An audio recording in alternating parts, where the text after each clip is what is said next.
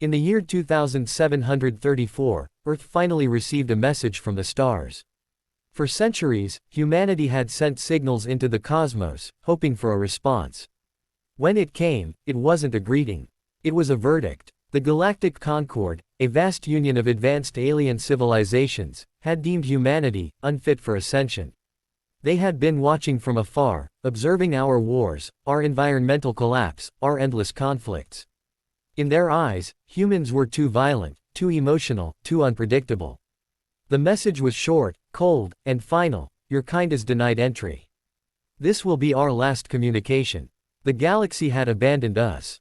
At first, the world fell into despair. People questioned everything. Religions fractured. Governments crumbled. A wave of apathy swept over the population. But amid the darkness, a different fire began to burn. A group called the Forgeborn rose from the ashes.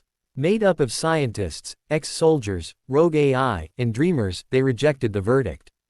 If the galaxy didn't want humanity, then humanity would carve its place into the stars by force. They watched our worst moments, the Forgeborn leader declared, but they never saw what we become when we're cornered. Within 20 years, Earth transformed into a fortress world. Old enemies united under one goal: survival and vengeance. Mars, once a barren colony, became a war factory. The moon was converted into a massive shipyard. Jupiter's moons housed research stations where forbidden tech was developed: gravity weapons, time-splitting engines, dark matter bombs.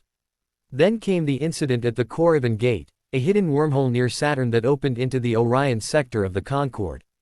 Humanity sent a single ship through it, unarmed, broadcasting peace. It was vaporized within seconds.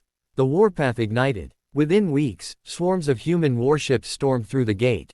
The galaxy had never seen anything like it. Human ships didn't follow standard tactics. They fought dirty, desperate, and with terrifying creativity. They used asteroid slingshots, stealth black holes, and living AI that evolved mid-battle. The first alien worlds to fall were the Varak colonies. The Varak, a silicon-based species with hive minds, had considered humans intellectually inferior. But they were unprepared for human unpredictability. Their main citadel was taken down when a group of human marines used a decoy surrender to sneak inside with antimatter charges. Word spread quickly. The Concord labeled humanity a type red threat. Entire fleets were mobilized to stop them. And yet, they couldn't predict us. Every battle became a horror story. Humans weaponized psychology, exploited diplomacy, turned Concord members against one another. But the biggest twist came when the Yellary, a long-ignored Concord species, reached out to Earth. They were small, peaceful, and often bullied by the larger empires. Quietly, they had admired humans, our passion, our madness, our refusal to bow.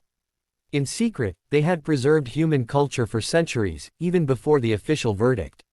With their help, humanity found something buried deep within the Concord archives.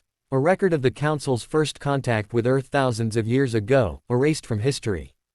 The truth: the Concord had interfered with early human development, pushing plagues, inciting wars, and suppressing progress, to keep us contained. They hadn't just abandoned us. They had shaped us. And we became monsters in response. Now the war wasn't just about pride. It was justice. Humanity didn't stop until they reached the Concord's capital, Dazon Prime. The battle was cataclysmic. 3 suns burned brighter than ever, pulled by human gravity engines. The Concord's strongest races united in a final stand, but it was too late. Earth's flag, black with a single crimson star, was planted in the council hall. In the end, humanity didn't ask for a seat at the table. We took the table, flipped it over, and rebuilt it in our image. The galaxy would never forget the day they judged us. Because from the ashes of rejection, we became legends.